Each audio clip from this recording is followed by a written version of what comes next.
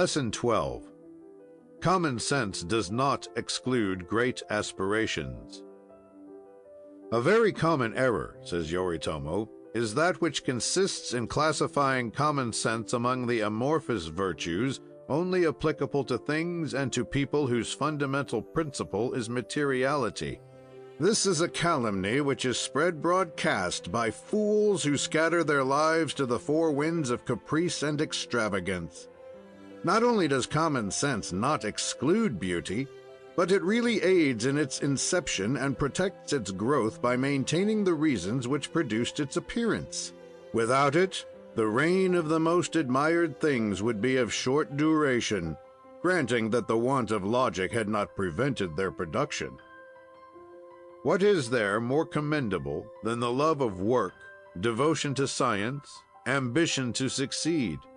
Could all this exist if common sense did not intervene to permit the development of the deductions on which are based the resolutions that inspired in us these aspirations? But this is not all. Without logic, which permits us to give them solidity, the most serious resolutions would soon become nothing but vague projects, shattered as soon as formed. In common sense lies the cause and the object of things. It is common sense which makes us realize that difference that few persons are willing to analyze, and which lies between judgment and opinion. We almost always succeed in readily confounding them, and from this mistake results a too frequent cause of failures. Opinion is a conviction which is capable of modification. In addition to this, as it is based on mere indications and probability, it is rarely free from the personal element. Opinion depends upon the favorite inclination, upon the mood of the moment, upon sundry considerations which direct it almost always toward the desired solution. Also, it depends often on thoughtfulness or on the inexactness of the initial representation, which we are pleased to disguise slightly at first, then little by little to color in accordance with our desires. Falsehood does not necessarily enter into this process of tricking things out.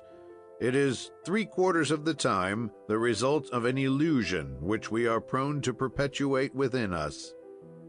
We are too often in the position of the 3 wise men who, while rummaging in an old sarcophagus, discovered a vase whose primitive function they were unable to determine with any certainty.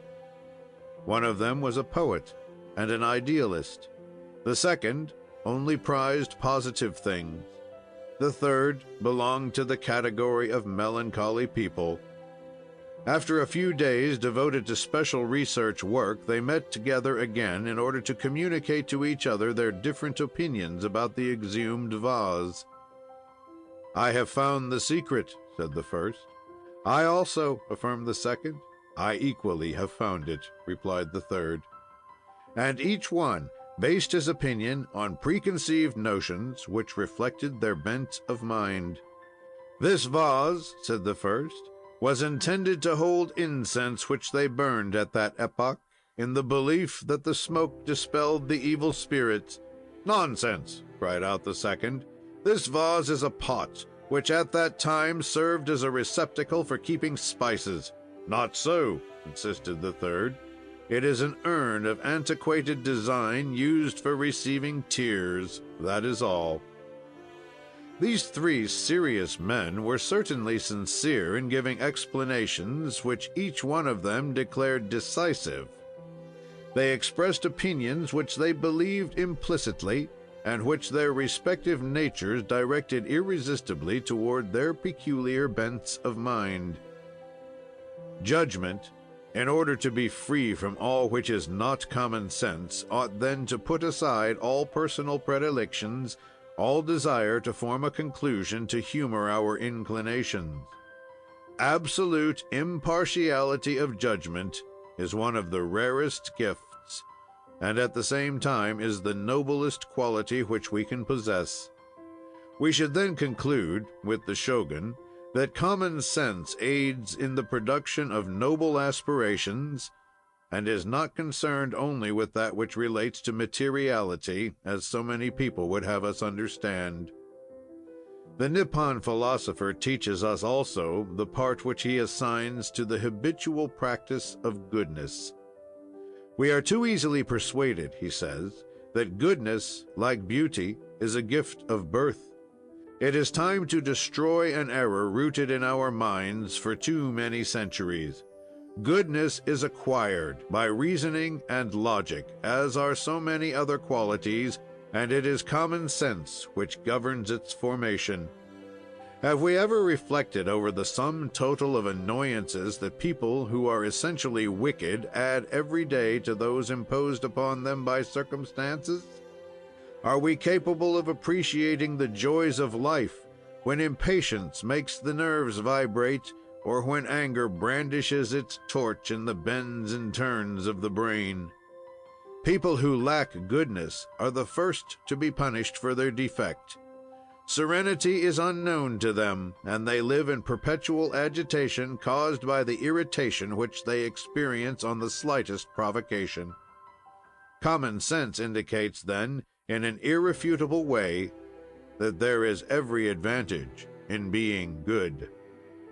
And Yoritomo proves it to us by using his favorite syllogism. Happiness, he says, is above all a combination of harmony and absence of sorrow. Wickedness, by inspiring us with discontent and anger, disturbs this harmony. We must therefore banish wickedness, that we may cultivate goodness, which is the creator of harmony.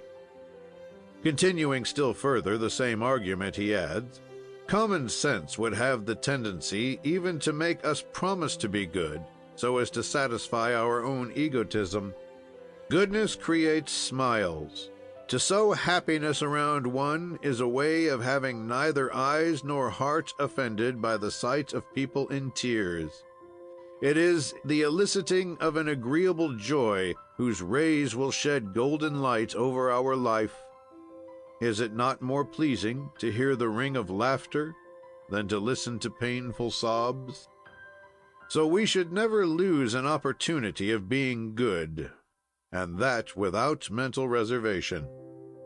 Gratitude is not the possession of every soul, and he who does good may expect to receive ingratitude.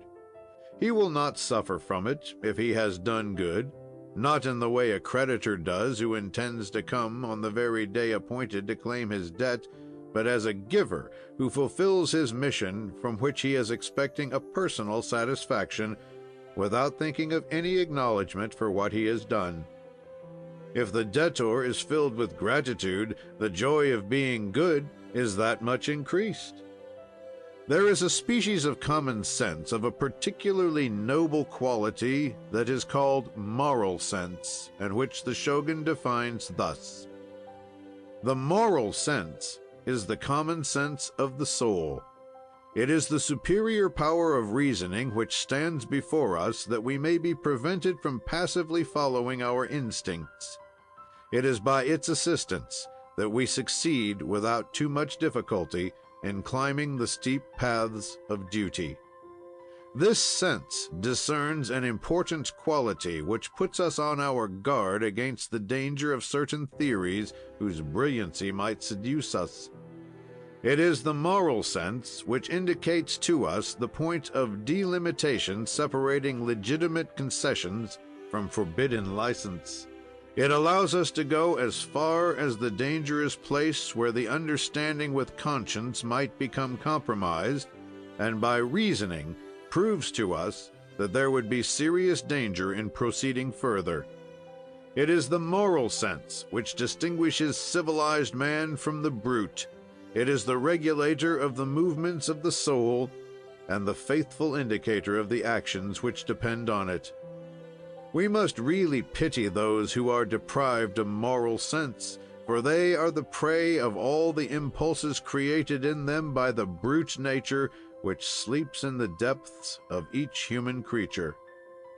The man whose moral sense is developed will live at peace with himself, for he will only know the evil of doubt when he realizes the satisfaction of having conquered it.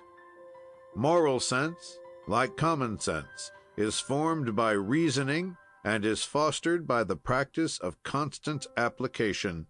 It is the property of those who avoid evil as others avoid the spatter of mud, through horror of the stains which result from it. Those who do not have this apprehension flounder about, cover themselves with mud, sink in it, and finally are swallowed up. Yoritomo again takes up the defense of common sense with reference to the arts. Can one imagine, he says, a painter conceiving a picture and grouping his figures in such a way as to violate the rules of common sense? We should be doomed, if this were true, to see men as tall as oak trees, and houses resembling children's toy constructions placed without reference to equilibrium among green or pink animals whose legs had queer shapes. Madmen represent nature thus, which seems to them outlined in strange forms, but people of common sense reproduce things just as sound judgment conceives of them. If they throw around them at times the halo of beauty which seems exaggerated, let us not decry them. Beauty exists everywhere. It dwells in the most humble objects, makes all around us resplendent, and if we refuse to see it, we are blinded by an unjust prejudice, or our minds are not open to the faculty of contemplation. It is revealed above all to those who cultivate common sense and reject the sophistries of untruth, that they may surround themselves with truth. Such people scorn trivial casualties. They adopt an immutable rule, reasoning, which permits them to deduce, to judge, and afterward to produce. All beautiful creations are derived from this source. The most admirable inventions would never have been known if common sense had not helped them to be produced, strengthening those who conceived them by the support of logic, which demonstrated to them the truth of their presumptions.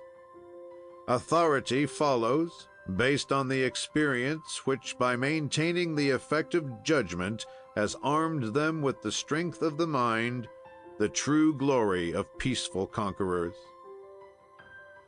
Would one not say that the Shogun, in writing these lines, foresaw the magnificent efforts which we are witnessing each day, and that from the depths of time he caught a glimpse of these brave conquerors of the air and of space, whose great deeds, seeming at times the result of a crazy temerity, are in reality only homage rendered to common sense, which has permitted them to calculate the value of their initiative without mistake.